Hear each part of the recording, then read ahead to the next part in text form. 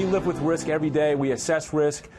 We assess that that $155 million is low risk and is not affecting our preparedness whatsoever for Dorian. I'm really disappointed that President Trump has proposed taking money from FEMA for walls or cages or militarization of the border. Any potential transfers will not impact our ability to respond to this storm or any other storms in the rest of the hurricane season.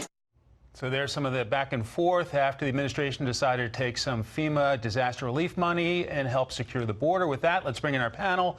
Jeff Mason, White House correspondent for Reuters, Molly Hemingway, senior editor at The Federalist, and Susan Friccio, chief congressional correspondent for The Washington Examiner. Susan, let's start with you. Big deal to shift this money? It's really a drop in the bucket when it comes to disaster relief funding. There's several $1 billion in that fund, so this is just a tiny amount. FEMA has also already allocated its supplies to disaster relief centers for the season, so all that is already taken care of. This isn't going to, unless, say the hurricane curves in and causes some kind of unimaginable catastrophe that's so far not forecast, there's just really no way that this is going to impact their operations right now. Molly. I think it's also important that people focus on what's happening at the state level. Frequently, when you have disasters of this nature, what's happening at the state level has more to do with the success of a group of people making it through the storm. To that end, Florida really should be commended for, and I know they have a lot of experience handling this, but reports coming out of there show such a great work on communication, preparing, planning, and hopefully that will continue. If by chance the response is slow, Jeff, this would be something they will point at, their critics at least, about shifting this money, right? Sure. I mean, there's so much of what happens in Washington is about optics. This is not a great optic, and it's one that Democrats are seizing on. And for sure, if the response ends up not being as good as they've said it could be or would be, then I imagine the Democrats would focus on that more. Okay, topic number 2, a mass shooting in Odessa, Texas over the weekend. Full disclosure, my first reporting job was in Midland, Odessa, Texas, so my hearts go out to those good folks there. Take a listen to this. I've been speaking to a lot of senators. We've been speaking to a lot of House members, a lot of Republicans, a lot of Democrats, and people want to do something. So we're going to see. This really hasn't changed anything. We're doing a package, and we'll see how it comes about. It's happy talk and this promise that we're going to do something. We're going to look at it, but they never actually do it.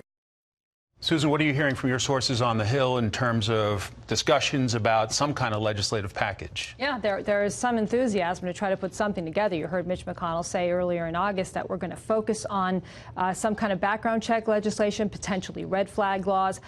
So all eyes really will be on the Senate, because if you can find a compromise there, because that would be bipartisan because of the filibuster rule, that might lead the way in terms of what Congress can get done. However, it's going to require cooperation, not just from Democrats in the Senate, but in the House, where they tend to be more progressive, and they may push for far more liberal gun control kind of measures than they might want to see in the Senate. So it's going to be a real uphill climb, but I think the action will first focus on the Senate. Molly, are there some common sense things they can do? What about mental health also? Violent video games? Anything that both sides can agree on? This is one of the problems, I think, with these immediate reactions to these horrible instances of murder is people just want to do something, and they want to do something even if it would do nothing to prevent such tragedies. Unfortunately, even as you see other issues of violence on decline or serial murders on decline, mass shootings are increasing, and it's a very complicated thing as to why. Everything from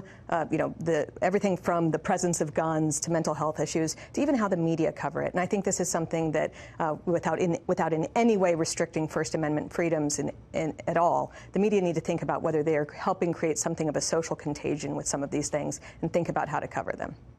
Jeff, administration officials believe they're going to get something done? Well, they say they do, and they are working on something. Whether or not that something ends up being as advanced or as strong as a lot of progressive Democrats are hoping for is an open question. I think the other open question is, what do they actually do on background checks? The president has wavered a little bit on how strongly he'd like to see advanced and broader background checks brought in, under pressure from the NRA, but there's certainly pressure from the other side, the Democrats and progressives, to do more there. So you have preparations for a massive hurricane, you have a terrible mass shooting in Texas, and then you've got new measures going into place yesterday related to China on trade issues. Take a listen to this, and I will get you guys to weigh in. are talking to China. The meeting is still on, as you know, in September. That hasn't changed. They haven't changed it. We haven't. We'll see what happens. But we can't allow China to rip us off anymore as a country. So while this may not be a Republican orthodoxy, there are a lot of people on both sides who say we should not allow China to be ripping the United States off. Well, Trump is in this rare occurrence here where people really do support him on both sides of the aisle on China. He's got Minority Leader Chuck Schumer very vocally supporting him on this issue, saying don't give up, don't relent. And part of the reason is that China's unfair trade practices have, led to $50 billion a year in intellectual property theft. I think the trade deficit was somewhere around $400 billion in 2018. So it's a huge problem, and it's getting worse every year. And now the president says, I'm going to tackle it, and I'm not going to back down. It's causing a lot of strain and problems here in the United States. But I think economists agree that ultimately China is the one who suffers most from this trade war. So there's the running theory that they are going to bend first. But so far, they're not. I think a lot of Republicans on the ballot next year and the president's allies are worried about an economic impact.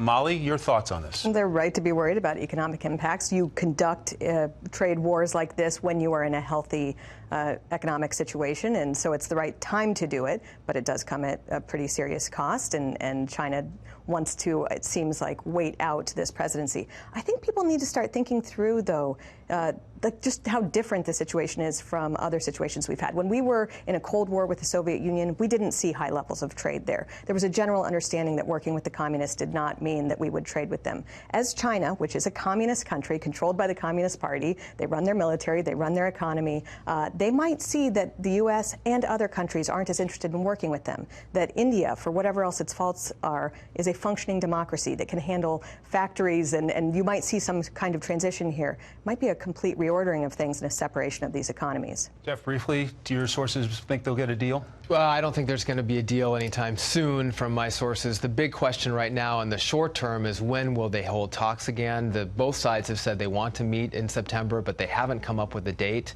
and we're in September. This is September. Yes. Panel, thank you very much.